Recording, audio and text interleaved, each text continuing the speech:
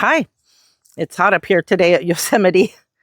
So over the past few videos, we went over 3 strategies that help fix 3 specific distortions that can lead us to make bad decisions. Today, I'm just going to kind of bring it all together for just a couple minutes. Recently in my life, I've had several conversations with people who are living in genuine chaos. They experience constant drama, and the same conflict just repeats for them over and over and over. It makes me very sad when I see people dealing with this. And I noticed when talking with them about their current drama that almost every single time we could trace it back to the same patterns that were creating their bad decisions. On a behavioral level, this is good news. Nobody has to live that way. Not if they're willing to make the decision to learn a few specific things about how their mind works. Please, let me say this now, please always get a professional evaluation to see if there are any underlying medical issues or any underlying mental health issues. So please go speak with your doctor. But let's recap the 3 distortions that I have been discussing. Distortion 1 is one I call a distortion of logic. We don't always use reasoning and logic well in our decision making. Sometimes we just go with our gut. And every now and then that actually works out. Hey, that's great when that happens. But usually in our decision making, we often begin to lean in the direction we want the answer to go way before we've really thought anything out about that decision. Our brain then sets out on a task where it finds evidence to confirm what it is we already want to happen.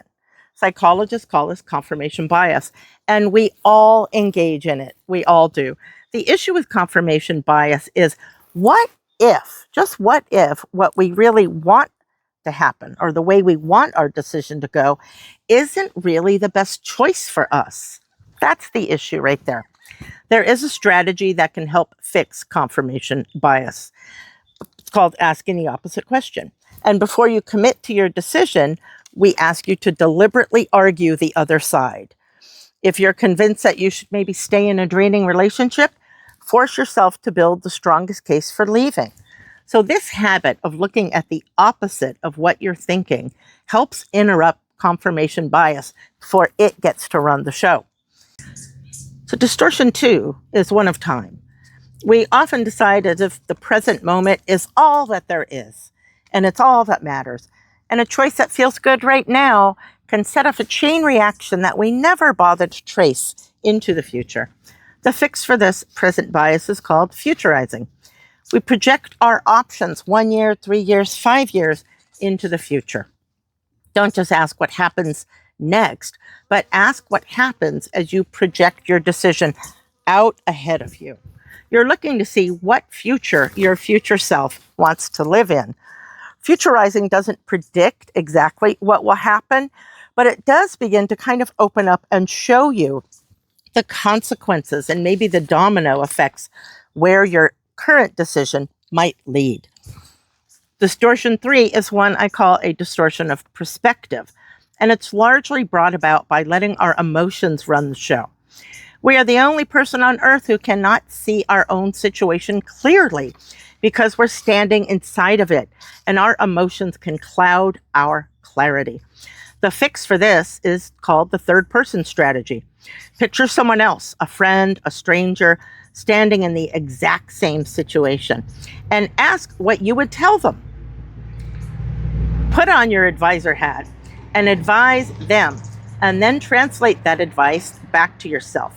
That small shift in distance creates clarity that you can't reach any other way.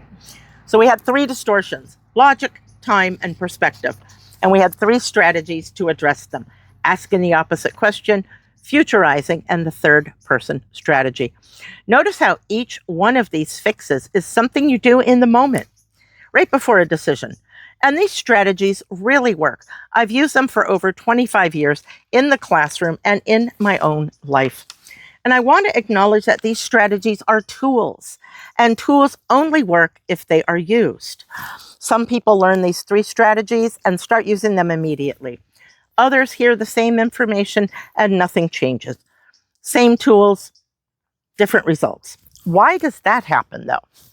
That question is where this channel is going next, because the deeper answer isn't about logic or time or perspective at all.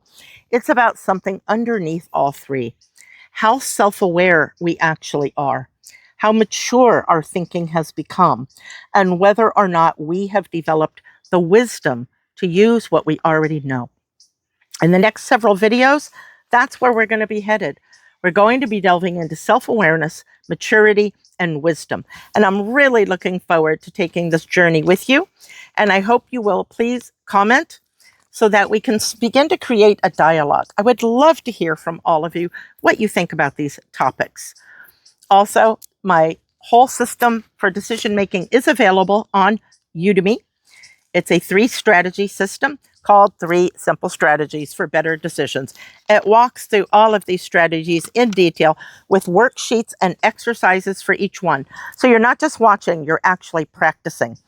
And right now you can get a coupon code, Smart Decisions 26, which is active through August 10th, and then I'll be running another one, so don't worry. You can also grab my free decision cheat sheet at missiondecisionhq.com if you want all 3 strategies in one place to keep next to you. Please subscribe so you don't miss what comes next. The chaos so many people have learned to live in isn't permanent. Remember, it's a pattern, and patterns that were learned can be unlearned. I hope to see you in the next video, and I thank you for joining me. Bye. Dr. Kim out. It's hot at Yosemite today. I'm going to go cool off.